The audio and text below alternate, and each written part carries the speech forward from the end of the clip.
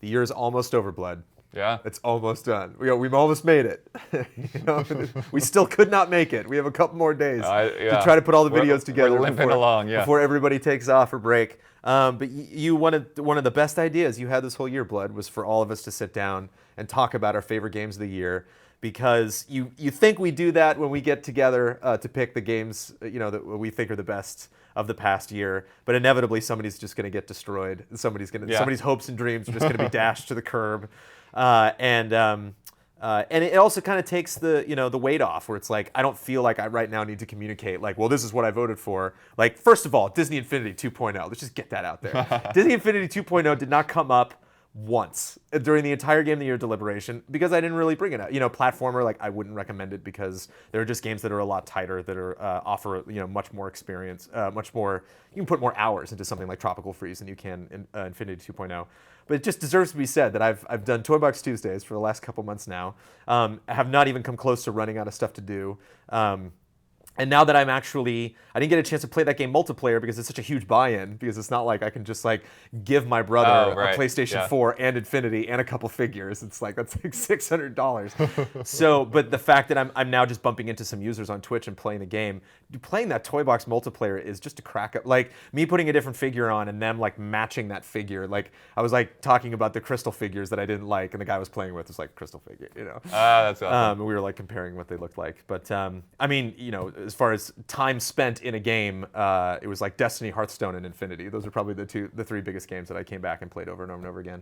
What was your top personal pick? Well, for me, when you go to, especially talking about the time put in, I'm not sure. I think I put at least 130 hours or something into Dark Souls 2. I would just devoured that game in so many different ways. I spent, I think, a whole weekend just doing the Rat Covenant and setting up traps and just luring guys. I'm like, can I get the guy to get all the way up here where this huge mastodon thing is hiding? And like, sure enough, like, and then I was like, okay, that was it. That's when I was satisfied, when I managed to like get somebody to follow me and is like, what are you doing? What are you doing? And he didn't get it. He didn't realize what was about to happen to him, and I just sat back and laughed. The thing that's funny about Dark Souls is that I'm actually really excited to play Bloodborne. Bloodborne, that I can finally join these conversations. Is it's like, when you're watching a movie, and so it's like The Wizard with Fred Savage. It's like, so you're watching a movie and they're trying to talk about role-playing games, and they make up some they're like, so I was playing, Wizard's Revenge last night, and I went to like the evil like boss Lothar and had to fight him with the flame sword, and like that's what Dark Souls 2 conversations sound like. Like you and Ian and Ben and all these guys were jumping and talking about the game, and I'm like, it sounds like you're making up a game. It sounds like Calvin Ball. It sounds like you're just spitting all these crazy names out. Because there's so many secrets and there's so much to discover. I hope Bloodborne has that. I hope it's gonna be the same experience, because I'm playing that game no matter what. But that's insane. Over 100 hours. That's nuts. Oh, for sure. Yeah. I mean, but that's the thing. Like, that's why I've played so few games this year, is because the games that I have picked up have been like monster games. Well, I guess there are some shorter ones. I got another platinum. I got Infamous Second Son platinum on that one. I think that's one that was really good, that kind of got forgotten by the end of the year. Another notch in Troy Baker's belt, man. I mean, the guy, what a year that guy. And he kicked it all off, with probably the visage that is closest to his actual persona. When I played Call of Duty Advanced Warfare, I was like, took about halfway through the game. I'm like, oh, it's Troy Baker, duh, of course. Definitely his personality comes through. It was a great performance. And kind of the kickoff of us seeing, like, I think it's something we've actually taken for granted later in this year, like how amazing some of the facial voice acting has been when they do a lot of the face capture. Yeah. And how immersed we're getting, and hopefully how we'll be able to progress in that as we go along the generation. Yeah, for sure. Well, and then I've got some picks for like the categories that we ended up not having this year. Infamous is actually one of the of the soundtracks that I did listen to. Like, it's pretty. There's a lot of games out there that will use rock music, but usually it's in a very flat kind of way. Whereas I think Infamous, their score is like, it's using rock music as score and having all the build up and all the tension and stuff that you would expect out of an orchestra, but with guitars and bass and all kinds of crazy percussion, and that's the kind of stuff that I've always liked out of the Infamous music. And then one thing I'm actually not having in this category this year has saved me from having to deal with Smash Brothers. it would probably take me 2 weeks just to listen to all of that music. And right. then what do I do with it? Well, like you just like cherry picked the best songs of all time and then made them better. Oh, like, what do you want me to do? Like, how do I compare that to anything else? And it is in there too. Isn't there like a music player that you can go in and yeah, you can. I mean, made our job easy. Decide what tracks you want to put on what stage and all of that. And then David Wise came back for Donkey Kong Country Tropical Freeze. Austin Winnery did Banner Saga and like got all these like YouTube guys involved and like did this really cool music. Yeah, there was actually Icelandic vocals and. It seems like there's a lot of behind the scenes stuff on games and music now. Like if it's a AAA game, we'll inevitably get like the soundtrack trailer where they'll go in and meet the composer and talk about all that stuff. And Banner Sagas, the story behind that was really fascinating. And you did a backtrack on that as well, right? Yeah, that was a really good episode. Yeah, and then in terms of racing games, I mean, I guess I can make the pick. It's always been me anyways. People really argue. But yeah, Forza Horizon 2. If you want to know what the GameTrailers' best racing game is, there it is, because I'm GameTrailers' best racing game writer. And it's not really a racing game, but I put a lot of time into spin tires. And that was just a weirdo, wacky thing. It's like, okay, like change the differentials and put in all-wheel drive to like not get stuck in the mud or get out of the mud, and what a weirdo, crazy thing. And then Mario Kart was great. Despite the issues it had for a couple of months, Drive Club is really, really solid. And now with the weather patch, just looks gorgeous and is just insane to drive through a blizzard or a huge downpour. I thought. I don't know if you have any thoughts on this, but couch multiplayer really came back this year. I was going to talk about Screen Cheat. I wanted to mention Screen Cheat before we finish, man, because that was really great. And I've actually spent a lot more time on Twitch than I ever have in the history of GT, and it's so much fun.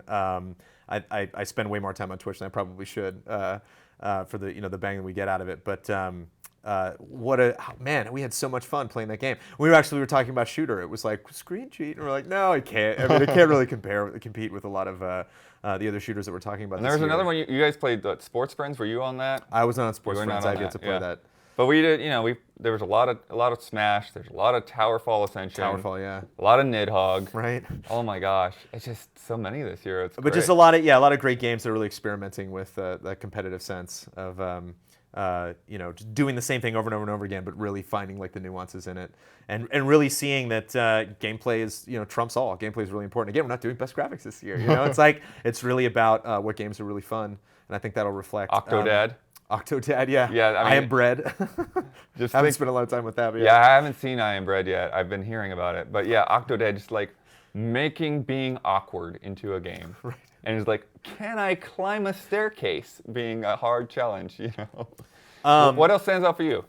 Evil Within, I got to talk about because I was surprised because Mike Huber. Yeah, I know. I was skeptical. Mike Huber is a hypoholic, as we know, and so he was really, really excited about that. And then of course we gave it to him, and then he came home and then came back in and was like, oh, that's amazing. And so it's like, okay, let's get to the bottom of this, and it's fantastic. It's like they didn't break what they shouldn't have. Like they did anything that was just so perfect in RE4 that they just absolutely perfected with that model. They kept exactly the same. They just added cool weapons onto it and cool moments.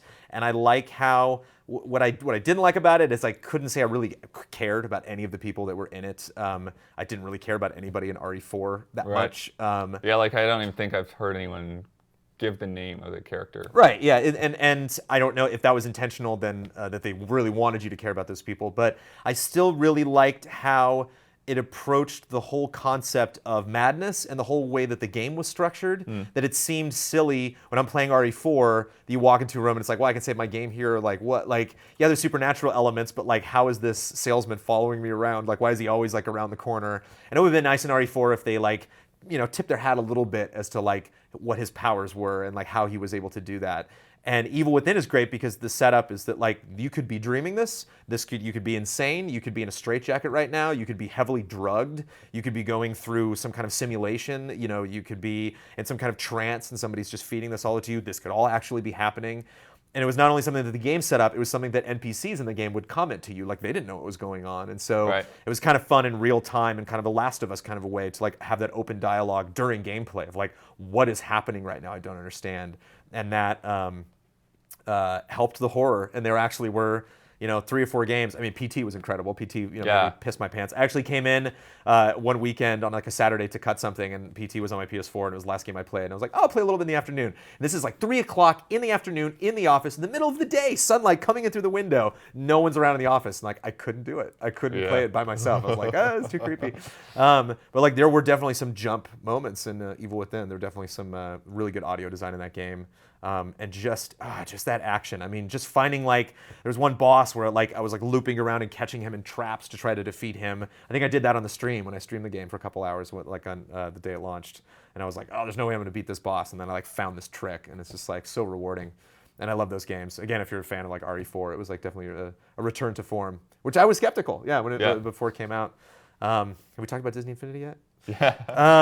Yeah, it was a fun game, and Destiny, I reviewed and definitely had a lot of fun with, but there's just not enough time to play all the games we want to play. I wish I could go back in and play that continuously, but so many games to talk about. Of course, us, getting all the review scripts that you do, and myself being editor-in-chief. We try to like understand and perceive and get our heads around all of the games that are out there, but there's absolutely no way we can play all of them. Yeah, but tomorrow, Game of the Year. Yeah. Be revealed. Yeah.